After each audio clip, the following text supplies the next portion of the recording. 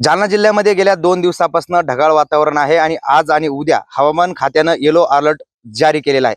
त्यामुळे रब्बीतले पीक धोक्यात आल्याचं आपल्याला या ठिकाणी पाहायला मिळते. तूर असेल, हरभरा असेल, कापूस असेल, या पिकांवर बुरशीजन्य रोग होताना आपल्याला पाहायला मिळते. त्याचबरोबर द्राक्ष बागा, मोसंबी, द्राक्ष यांच्यावर देखील बुरशीजन्य रोगांचा प्रादुर्भाव होण्याची भीती सध्या शेतकऱ्यांमध्ये आहे.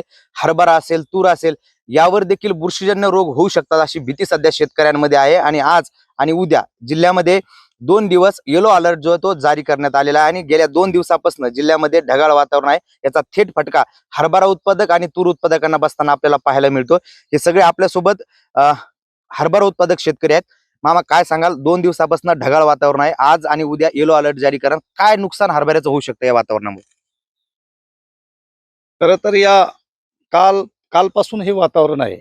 आज आणि उद्या येलो अलर्ट जारी केलेला आहे. त्या ढगाळ वातावरणामुळं आणि या अशा पावसामुळं हरभऱ्यावर बुरशीजन्य रोग असन, अळीचा प्रादुर्भाव हा जास्त पटीनं वाढतो आणि त्यामुळं शेतकऱ्याला त्याच्यावर नसलेल्या फवारण्या घ्याव्या लागतात. पुन्हा फवारणी बुरशीनाशक असन, कीटकनाशक असन, याची फवारणी करावी लागते.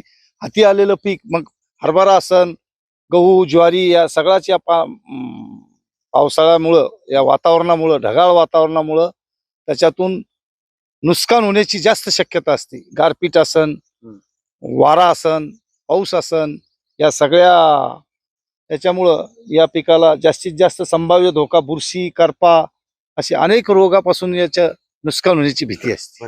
अजून काही शेतकरी आपल्या सोबत आहे. दादा, खरं तर आता हरभरा जो तो फुल अवस्थेमध्ये आहे, या अशा वातावरणामुळे फुलगळ होण्याची शक्यता आहे. हो, फुलगळ होण्याची शक्यता आहे आणि जास्त अळीचा प्रादुर्भाव जास्त होणार आता. याला उपाययोजना म्हणून काय म्हणजे करायचं असतं? याला आता फवारणी जास्त, एक दोन फवारणी जास्त घेणं लागणार आहे. म्हणजे हे जे वातावरण झालं ढगाळ वातावरण, यामुळे कुठेतरी खर्च वाढणार आहे शेतकऱ्यांचा. हो, खर्च वाढणार आहे. अजून काही शेतकरी आहेत, त्यांच्याशी बोलूयात.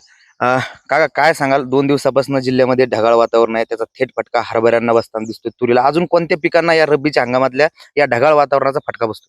हरभरा, तूर, मोसंबी, द्राक्ष, बरेच अजून शेवगा आहे. याच्यात फुलं गळणार आहे. आता वातावरण आहे, आळी पडणार आहे, मर लागणार आहे पण पाऊस जर पडत. खरं तर जिल्ह्यामध्ये सध्या ढगाळ वातावरण आहे आणि ढगाळ वातावरणाचा थेट फटका जो आहे तो जिल्ह्यातील शेतकऱ्यांना, हरभरा उत्पादक असतील, सोयाबीन उत्पादक असतील, त्याचबरोबर तूर उत्पादकांना देखील बसताना. आता असंच जर ढगाळ वातावरण 2 दिवस अजून राहिलं तर किती या हरभऱ्याची फुलगळ होणार आहे?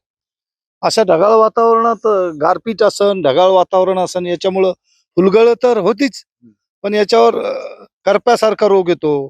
त्याच्यानंतर आळी पडती. मग सर्वच पिकाला याच्यापासून तूर असन, ज्वारी असन, गहू असन, या सगळ्या पिकावर फार जबरदस्त याचा फटका बसतो शेतकऱ्याला. आणि त्याची हातातोंडाशी आलेला हा घास शेतकऱ्याच्या हातातून या निसर्गाच्या आपत्तीनं निघून जातो.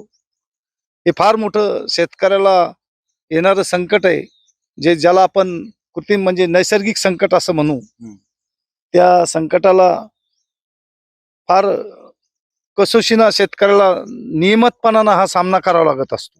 कधी फळबागायतदारांना याचा काय फटका बसेल? मोसंबी असेल, द्राक्ष, आपल्या जिल्ह्यामध्ये मोठ्या प्रमाणात फळ लागवड होती, मोसंबी, द्राक्ष, याचा काय फटका बसू शकतो शेतकऱ्यांना? आपल्या भागात कडवणची बाग असन, इथं द्राक्ष बागेचा पट्टा आहे, त्यांचं बी मणीगळ असन, बुरशी, म्हणजे त्याच्या होणाऱ्या पिकावर फार मोठा विपरीत परिणाम होतो. द्राक्ष असन, डाळिंब असन, फळबागाला शेवग्यासारखं पीक असन, फुलगळ होती. याच्यातून पाणी पडल्यानंतर धुई येते, ज्याला आपण धुई म्हणतो.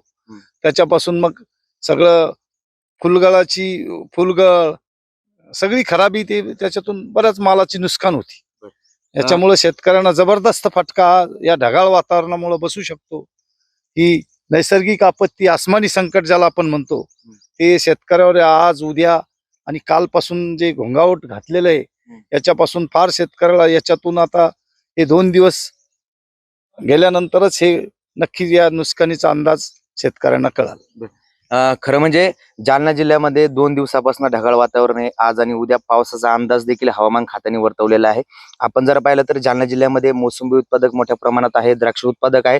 त्याचबरोबर रब्बी हंगामातील जे पिके आहेत, हरभरा असेल, गहू असेल, ज्वारी असेल, या पिकांना देखील या हवामानाचा फटका बसताना आपल्याला या ठिकाणी पाहायला मिळतो. हरभऱ्यावरती सध्या हरभरा जो आहे तो फुल अवस्थेमध्ये आहे आणि फुल अवस्थेत असलेल्या हरभऱ्यावर बुरशीजन्य रोगाचा प्रादुर्भाव होऊ शकतो, त्यामुळे फुलगळ होऊ शकते. त्यामुळं आता या हवामानामुळे शेतकरी जो आहे तो चिंतित असल्याचा आपल्याला पाहायला मिळतो. अक्षय शिंदे, साम टीव्ही न्यूज, जालना. देश विदेशातील प्रत्येक घडामोडींचे लाईव्ह अपडेट मिळवण्यासाठी आता साम टीव्हीच्या सर्व सोशल मीडिया प्लॅटफॉर्मला लाईक, फॉलो आणि सबस्क्राईब करा. तसंच सर्व नोटिफिकेशनसाठी बेल आयकॉन प्रेस करायला विसरू नका.